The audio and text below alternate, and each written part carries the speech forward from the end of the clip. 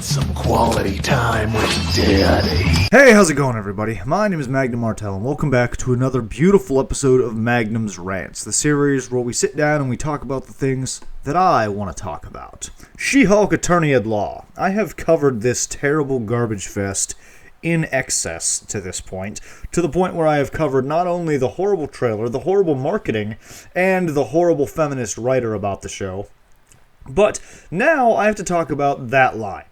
You know what line I'm talking about? The line in the show that has been the laughingstock of the internet for the past few days. I, of course, am talking about this one. What else you gonna do as a Hulk? Return to my career that I have spent years building.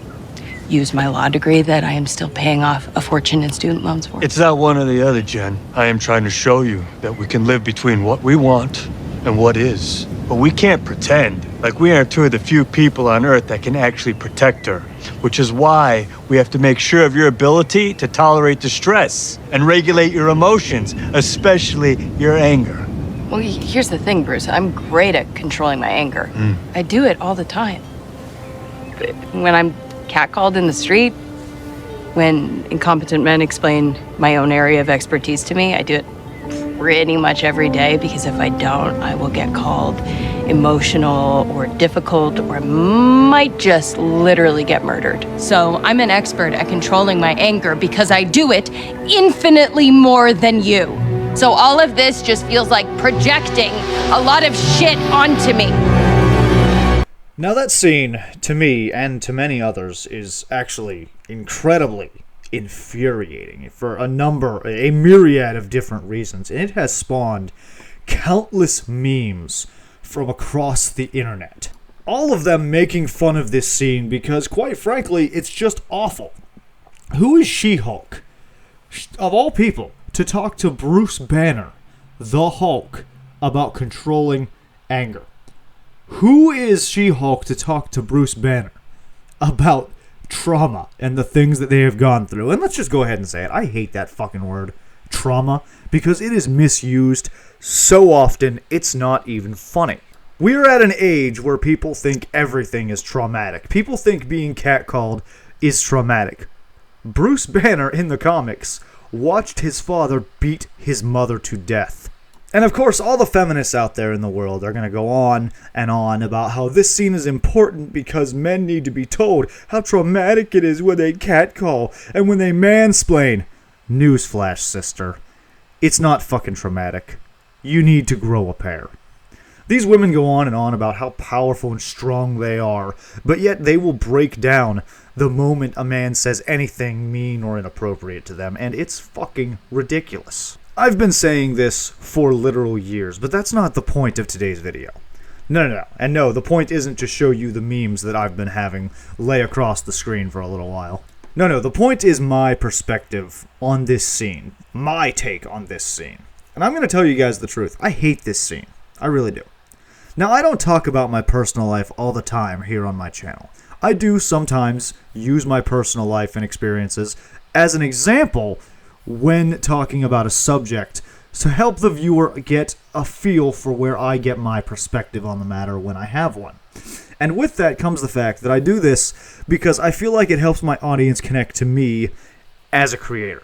It makes me think that you, my audience, will understand me, the man talking, a little bit more.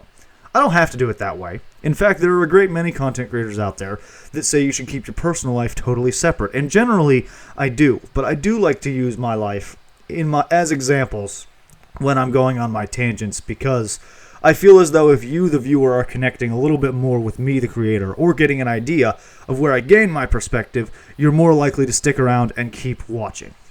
That way I don't just feel like an animated head, or in this case a voice, talking to you over some gameplay, because I know exactly what that feels like, to find a creator that you like what they have to say, but you don't care about the way they do their videos. And this is something that I wouldn't say every creator should do. This is just something that I like to do. I like to give you, the viewer, my perspective in more ways than one. So let me give you my perspective on this scene about She-Hulk and tell you about what I've experienced a little bit while I go off on a ranting tangent here and insult the creators of this atrocity of a scene, because they have no fucking idea what traumatic is. Now, as I said just a couple of minutes ago, in the comics, and I believe even in the MCU version, Bruce Banner watched his father literally beat his mother to death. Bruce Banner was beaten with a belt by his father. So She-Hulk thinks that a man catcalling her is traumatic by extension. At least this iteration. The original She-Hulk was much better because she understood what the Incredible Hulk had to go through at several points, and even empathized with him. That's something that I know these feminist writers are incredibly incapable of understanding, even though they drone on and on about it like it's the most important thing in the world. And don't worry, I have a video coming about that in the coming weeks. So let's talk about traumatic experiences a little bit, and let me give you a little example of one from my life. When I was about 14 years old, a member of my family, now I won't disclose which one this family member would be, was taking me to school, and we picked up a friend along the way because he had no other way to get to school. And mind you, I had to beg them to even give him that ride. It didn't matter that his house was literally along the way. But anyway, as we were on our way there, my friend had made a snide comment about something that my family member has said, and I laughed at it and agreed. And they got angry with me and told me to shut the fuck up. That's not that big of a deal. That's just as you do when someone says something you don't like. But I, being a 14-year-old hitting my rebellious phase, decided to talk back. And oh boy, was that the biggest fucking mistake of my life. This family member slapped me in the side of the head so hard that the right side of my head jerked over and slammed into the passenger side window, leaving a distinct crack on the glass. Oh, is that not enough for you, feminist writers? Okay, let me give you another one. When I was 16, my father, I had went to visit him for a weekend, and I'm not ashamed to tell you that this was my father. Now, my father and I did not really hang out that often, as after my parents' divorce, he and I very rarely saw each other, despite the fact that he did have visitation rights in the trials. Now, he did have full custody of my elder brother. And my elder brother used to talk about how Dad would literally grab him by the throat and slam him up against a wall. My father would take his belt off and whip my brother across the face with it when my brother misbehaved. I'm not kidding you. But I had never seen this side of my father. I had never experienced what it was like, mostly because my mother and my grandmother and my great-grandfather, his grandfather, oh boy, they would have slaughtered him. My mother was one of those, he's my son, I'm allowed to hit him when he misbehaves, not you, even though you're his father. Anyway, I don't remember what the hell I had did, but my dad grabbed me by the back of my shirt when I attempted to walk away from him after he had been screaming at me, and before I could do anything, had whipped me around and thrown me up 3 of the 7 stairs on the flight of stairs. The man had literally lifted me, a 16-year-old who weighed almost 180 pounds, up with ease out of pure psychotic rage and threw me halfway up the stairs. He then ramped up those fucking stairs before I could react and punched me in the back of the head. Now, I'm not telling you this to garner sympathy. No. I've moved beyond these events of my life, and I work very hard every day to not be like my parents. For a good reason, because if I ever had children, which I currently do not, I would not want to react to the slightest inconvenience the way my parents did. But you want to talk about trauma, She-Hulk writers? How's that for trauma?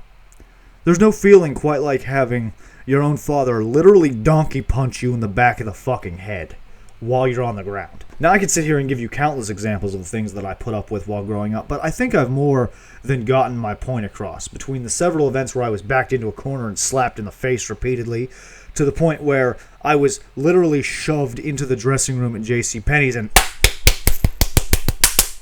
all the time. Now, I can look back on those events now as an adult and move past them, and I've even kind of forgiven my family for some of the things they did, because that's what growth and adulthood is all about.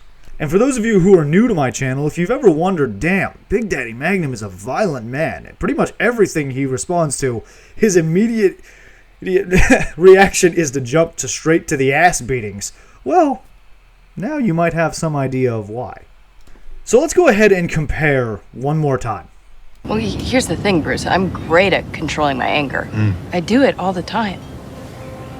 When I'm catcalled in the street, when incompetent men explain my own area of expertise to me, I do it pretty much every day. Yeah, I tell you, by comparison, you've really went through some shit, huh? Now, about that whole part about controlling your anger, here's something that really upsets me about that clip. It's that these people have no idea what anger actually is. Struggle controlling your anger is this feeling of just, you want to destroy everything around you all the time. You want to scream and yell at everybody over the tiniest inconvenience, and you hold it in, and you hold it in all the time.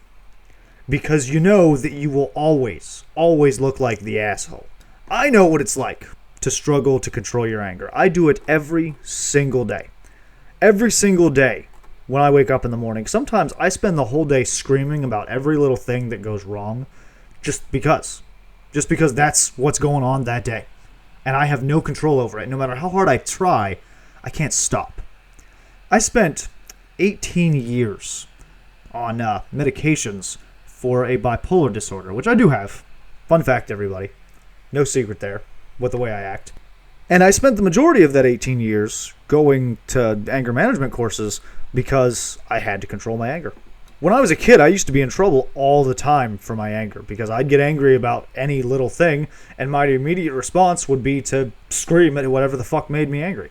And even now as an adult, I still do that, and I still struggle not to act that way. And I hold it in every day, one, for the sake of those around me, but two, for the sake of my personal life, because I know I can't act that way at work. That's part of the reason I rant and rave the way I do in these videos. It is a nice form of letting out all that unbridled aggression and rage without actually doing any harm to anybody besides maybe myself and my monetization. I would not be able to be the Incredible Hulk because I have no control over my rage, the way that Bruce Banner and the Hulk do, or the way that She-Hulk does in this show, where she can just instantly control it without any fucking problem whatsoever.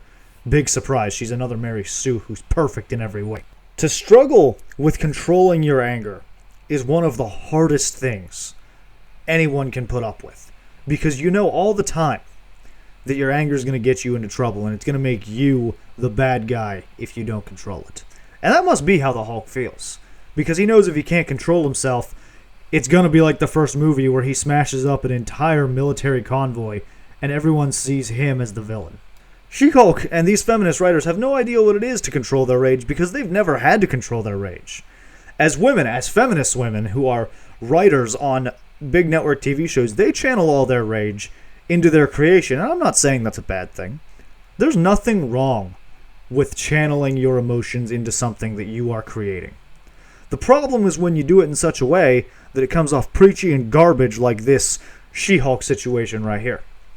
This scene was more about the writers preaching their perceived problems than it was about addressing the actual problem that She-Hulk is going to have. And it's no secret that creatives do that kind of thing. It's a well-known joke among the internet that creatives are actually all psychopaths who create things so that they don't go on a murderous rampage twice a week. And I'm sure there's some kind of psychology to it, but I'm not going to get into it because I don't know anything about the field. But when it comes down to it, controlling your rage is not easy. I know what it's like to have to control your rage every single day so that you don't fuck up your own personal life. All the time. You wouldn't believe what I go through sitting here at home, just trying to keep this house clean, while my significant other is being lazy sometimes. Or how hard it is to not snap on my idiot coworkers when they do something incredibly fucking stupid, especially in the management. Just the other day, my manager called me to the back office, and he says to me that I'm supposed to quit going around and talking to people while I'm working because they're not getting their work done and it's my fault. I'm holding them up. And I was so fucking mad, not just about the fact that they were yelling at me for something that is not my fault, but the fact that... excuse me, I have something in my throat. But the fact that the attitude he took with me while telling me this, and the fact that he told me that if it continues, I'm going to be the one who gets a write-up. Not the people who aren't getting their work done. Never mind the fact that the stupid motherfuckers who work in the morning and afternoon stand around and bullshit all goddamn motherfucking day and don't get a fraction of the amount of work done that we get done overnight. Two of those stupid motherfuckers together don't do a fraction of the amount of work that I do in a single night. 2 of those motherfuckers don't do a fraction of the amount of work that the people I'm talking to who aren't getting their work done do over the course of 3 hours. And this motherfucker had the nerve to call me into his office and tell me that he's going to write me up for talking to people while working because they're not getting their fucking work done. Like it's my goddamn fault that there's too much work, not enough people, and we're still cleaning up the mess from the last 2 days that the rest of those stupid motherfuckers that he has nothing to say to about not getting their work done left because they didn't do their jobs, so we have to clean it up. And you can tell I'm getting mad just fucking talking about it. I'm furious about this entire thing right now. But unlike She-Hulk, I had to control my rage and not stand up and say all this directly to him because it would have lost me my job. Now, don't get me wrong. I will gladly say all of this to him the moment he gives me that write-up. And I told him right to his face that day, the moment you write me up for it while you're letting them get away with it, I'm walking out of here. You understand that, right? And all he did was sit there and go, well, you can't just quit because you're in trouble. And I said, I can do whatever I want, Mike. Whatever I want. You think I'm going to sit here and let you yell at me for it when you're not yelling at anybody else for it? No. No. So I'll take the warning, but I'm telling you right now, do not pull me in here and write me up. And if you want to write me up for back talking, you fine. Whatever. Go ahead. I don't care. But you will not pull me in here and write me up for something that other people do all day and don't get their work done. And that was me just giving him a tiny sliver of the rage that I was feeling. In all reality, I wanted to stand up, haul off, and deck him right in the fucking face. It took all the self-control I had not to stand up and punch that stupid motherfucker right in his goddamn jaw. So you want to talk about self-control? Okay. Feminist writer who has full control of a project. Feminist writer who's never worked a regular job a day in her life and has always been handed all of the easy streaks. Who probably got promotions when she was a teenager working retail with ease because the boss liked her. You want to talk about anger control? Okay, fine. Let's talk about anger control. Let's see you get pulled into your superior's office and told that your show fucking sucks and it's your fault and you're losing your job over it. Let's see you control your anger then. Because I bet you won't. I bet you won't even try. You'll just break down and start crying and scream at him and tell him that he's a sexist because that's all you know how to do. And that is all I have to fucking say about it, goddammit. Thank you all for watching. Please leave a like if you enjoyed. Don't forget to subscribe for more videos like this one. Let me know down in the comments below what you thought about this ridiculous feminist preaching scene about anger control and trauma. And I will see you in the next video.